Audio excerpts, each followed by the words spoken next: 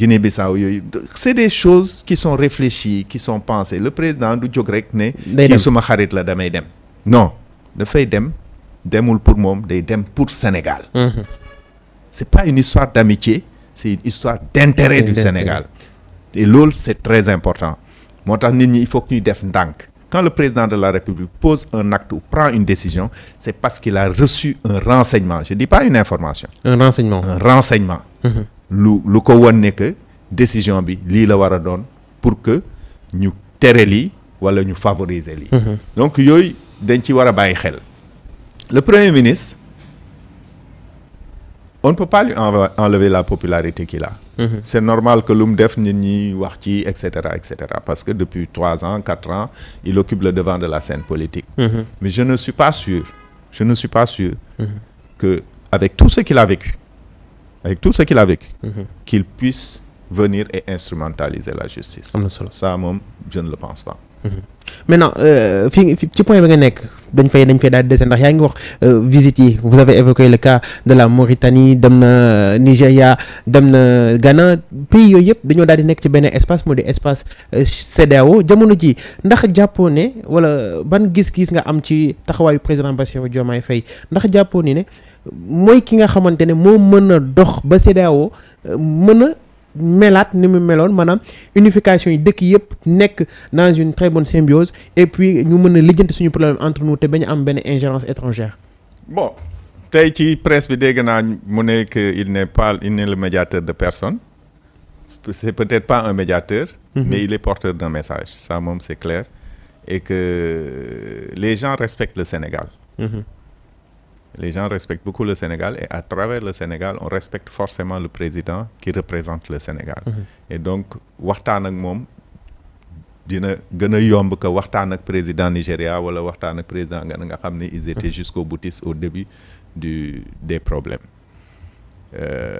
les 3 pays que sont le Mali le Burkina Faso et le Niger ont une importance capitale boo ko xoolee rek du point de vue superficie xool ko du point de vue richesse etc ils ont une importance capitale il faut pas que sur la base de neexoo ma neex naa la da nga def coup d'état defuma coup d'état CEDEAO day bañ coup d'état c'est passé mënuñ ci delloo si on peut pas revenir sur les coups d'état c'est fait c'est-à-dire si la CEDEAO avait véritablement joué son rôle c'est-à-dire cette force d'attente CEDEAO bi ñuy wax ñoom bi ñu ne woon dañ koy utiliser pour delloo si l'ordre au Niger su fekkoon dañ ko utiliser pour combattre les terroristes au nord Mali à la frontière entre le Niger et cetera à la frontière du Burkina bu boobaa coup d'état du am c'est parce qu'il y a eu des tensions des risques militaires des risques sécuritaires qu'il y a eu des coups d'état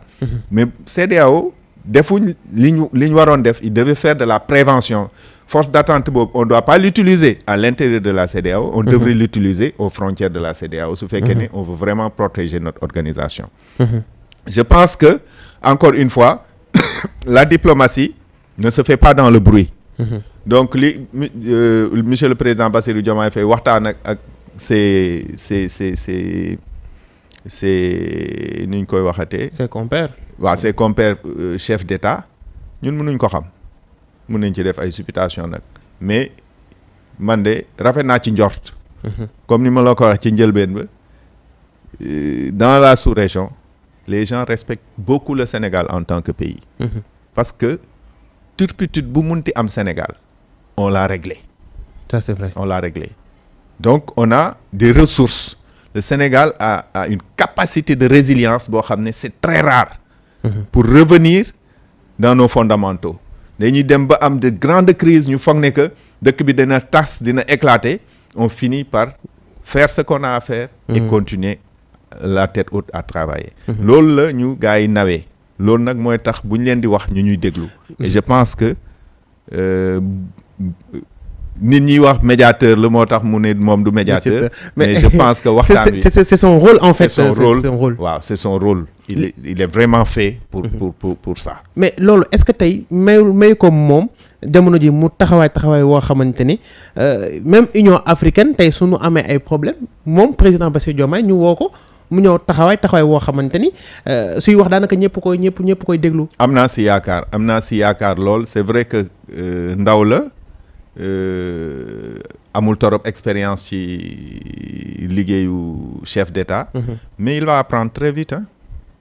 Il est intelligent, il va apprendre très vite et il va se mettre à la hauteur de la charge def liggéey bi ko war. Parce que Sénégal encore une fois boo ko jiitee da nga ko war a attan. Parce que nit ñi li ñuy xaar ci Sénégal la. bari na li ñuy xaar ci Sénégal dafa bëri en Afrique, dans la sous-région, en Afrique et dans le monde. Hein, on a toujours une diplomatie très très forte et autour de lui il y a des diplomates chevronnés qui vont l'accompagner et le conseiller pour que mu réussir mission bi.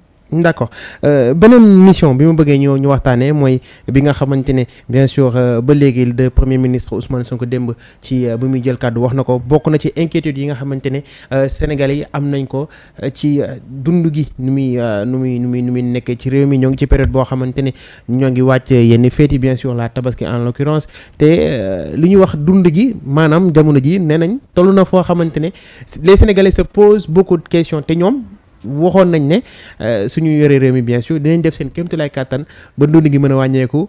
ba léegi sénégalais gisaguñ dara, à un certain moment sax ñoo ngi doon na ceeb bi yokk na, mais malheureux pour ñi nga xamante ne dañ doon jéem a tilimal wala salteel ça a été vite démenti par la direction du commerce. Donc jamono ji ban jàngat ngay def ci loolu noonu, est-ce que réalité pouvoir entre guillemets nekkul di dàpp président Bassirou Diomaye Faye ak premier ministre Ousmane Sonko. xam nga Jérôme, ku wax réalité pouvoir amul rek da ngay politique.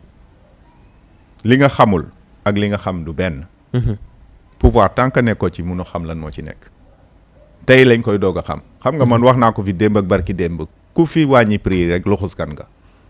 prix yi kenn mun ko wàññi fan la ñuy jaar loo xam ne contrôlé woo ko yow defaroo ko yow jaayoo ko. ah ça c'est le problème. noo koy wàññi.